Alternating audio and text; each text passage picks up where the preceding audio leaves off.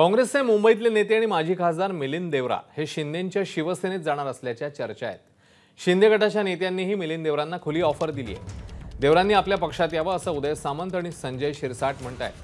काँग्रेस नेत्यांनी मात्र या चर्चा फेटाळून लावल्या आहेत। देवरा काँग्रेस सोडणार असल्याच्या चर्चांमध्ये तथ्य नसल्याचं विरोधी पक्षनेते विजय वडेट्टीवार आणि प्रणिती शिंदे यांनी म्हटलेलं आहे। एकनाथ शिंदे साहेब ज्या पद्धतीनं अहोरात्र मेहनत करतात लोकांसाठी, अशा नेत्याला जर मिलिंद देवरासारख्या एका नेत्याची साथ मिळाली तर मुंबईमध्ये अतिशय मोठ्या पद्धतीनं शिवसेना वाढू शकते, हे माझं प्रामाणिक मत आहे।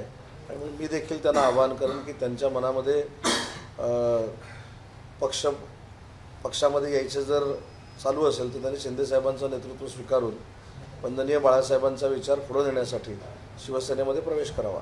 ही एक मोठी अफवा आहे जी विरोधक उचलतात। आम्ही जातोय, हे जातोय, काँग्रेसचे बरेच जण जात आहेत, हे विरोधक उठवतायत ही अफवा, ह्याच्यात काही तथ्य नाही। आपल्याला महाराष्ट्रात पक्षप्रवेशाचे अनेक बॉम्बलास्ट झालेले दिसतील।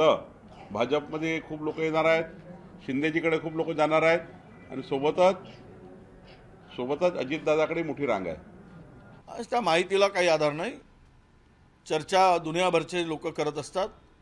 महाविकास आघाडी भक्कमपणे उभी असल्यामुळे अनेकांच्या पायाखालची वाळू घसरलेली आहे। सर्वे महाविकास आघाडीच्या बाजूने असल्यामुळे महाविकास आघाडीला बदनाम करण्यासाठी, नेत्यांना बदनाम करण्यासाठी अशा प्रकारचे एक वावड्या या उठवल्या जातात। या काही वावड्या अशा आमच्याही अनेक काँग्रेसच्या नेत्यांच्या संदर्भात उठवल्या जातात।